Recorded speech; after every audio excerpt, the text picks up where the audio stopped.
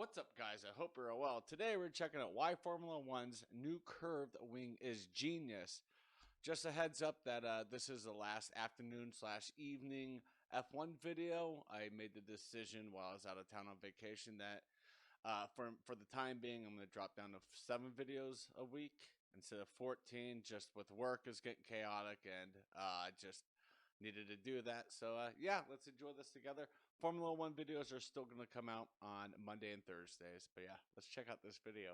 Now, strap in for this one. This new car design is properly genius, so let's unpack it. Formula One unveiled a full-size version of the new car recently, and it looks radically different to the current cars. Now, a lot of this is about improving the looks of the cars, but also, thankfully, a lot of it is about improving racing. But despite the crazy livery, the thing that caught my eye was the rear wing. We have never seen anything like this before. Normally rear wings are boxy rather than curved like this, and for good reason. So is this new look just an aesthetic change? As you can tell, this video is definitely a little older, maybe a year and a half, 2 years old. So yeah, we know the curved wing works for some teams more than others, but it works. Or to do with actually improving overtaking? Well, as it turns out, the reasoning is genius. But before we get into that, we need to talk about the first step in constructing your business or growing your online presence. And that's with our sponsor for this video, Squarespace. Squarespace is a complete all-in-one platform that you don't. So if you want to start a business or grow your online presence, you should check out the link in the description to get started. The entire philosophy of this new car is about reducing dirty air, the major factor that makes it incredibly hard to overtake. And on the current car, the hundreds of complex aero surfaces create lots of downforce, but with the byproduct of incredibly dirty air. And with this, when driving behind another car, your wings no longer work at the maximum efficiency, and you have to take different lines and work your tyres harder to keep up. The wind tunnel research says you can lose as much as 35% of your downforce when following a car within 3 car lengths. And if you close that up to just 1 car length, you can lose as much as 57% of your downforce. When I've raced high speed and high downforce cars before, this is incredibly frustrating. As soon as you follow another car, you get lots and lots of understeer, and it makes it very difficult to overtake.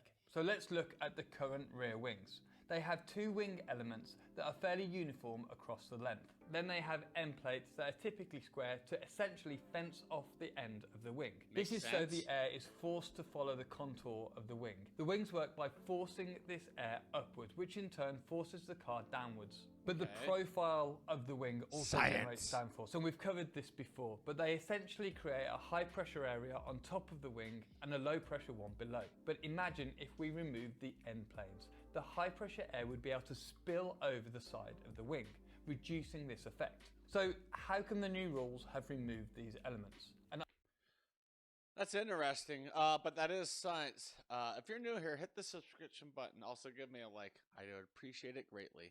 All right, get back into it. Are the wings much less efficient now? In a nutshell, yes. That is part of the philosophy of this car. Essentially, the rear wing forms a smaller part of the overall downforce of the car. So Formula One made a load of changes to combat this dirty air problem. Things like simplifying the front wing, using small winglets over the wheels to manage the tyre wake, as well as bringing back wheel covers. But the clever bit about this car is how the downforce is produced. Put simply, overbody downforce, so the wings and the body of the car, is less efficient and creates more dirty air. So Formula One have leaned into underbody downforce. It's more efficient and is far less harmful to the car behind. The underbody downforce is mainly the floor of the car, which takes a new role in this car. It actually creates the large majority of the car's downforce by using a clever ground effects system. It has these massive tunnels that run the length of the car. They can accelerate huge amounts of air, which creates massive suction under the floor. So this means that Formula One can remove the complex aero surfaces, things like the barge boards, the little strakes all over the car, as well as simplifying the wings without losing too much downforce on the whole. And this explains the removal of the end plates, as they are one of the worst culprits for dirty air. Whilst they improve the efficiency of the wings on the current cars, the sharp edges create huge vortices. This happens as the high pressure on the wing flows out into the open air and the 2 streams mix. Now at this point we have high pressure air mixing with air at atmospheric pressure, and as they mix they create these vortices. At this point of the car, these vortices are very much a bad thing, and the teams try to reduce them as much as possible as they create a lot of drag. But ultimately they are a natural side effect of having wings, and the additional downforce outweighs the drag when considering speed over a lap. But they also really hurt the car behind. This swirling air will disrupt the flow over the car that's following. So removing them reduces some downforce, but also dramatically reduces the dirty air, which is a trade-off that makes sense for better racing. But that doesn't entirely explain this strange curved shape. For the current breed of cars, a lot of the components directing the airflow, like the barge boards, aren't actually there to create downforce. They are there to push the turbulent, harmful air, like the messy flow that spills off the wheels, outwards away from the rear of the car, essentially stopping the rear of the car being hurt by its own dirty air. Now to combat this, the teams use vortices that seal off the floor and push the wake outwards. This protects the car but really hurts the cars following behind. Of course, these new cars will still produce some dirty air as it is moving through the air.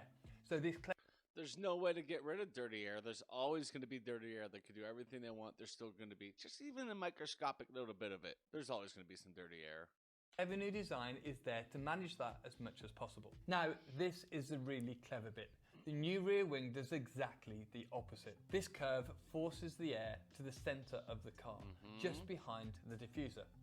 But why does it do this? Well, remember this new floor that accelerates air to create downforce. This air will exit the diffuser and is expanded upwards and taking the overbody airflow with it. So that means the diffuser is used to push the dirty air up and over the car behind, literally lifting the dirty air out the way so the car behind is able to follow closer. That's actually why this new lower wing element is here.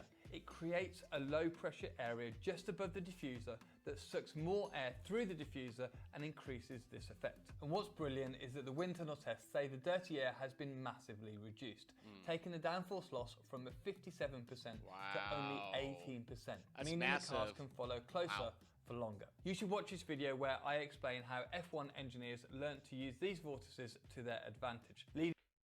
So yeah, that was interesting. I kind of had a small idea of how, the curves and stuff and downforce works, but it's really like intricate and really cool to see how it just pushes the dirty air up in the air, and that'll go over the car behind them just to make it more of a competitive race. Because I don't know if it's fully working correctly or not, but yeah, it's just, as of this season, there's one dominating team, especially one dominating driver. I'd like to see this driver wins this week, this one wins that one, and kind of different drivers every week. But, let me know in the comments what you would like to see me react to next when it comes to Formula One.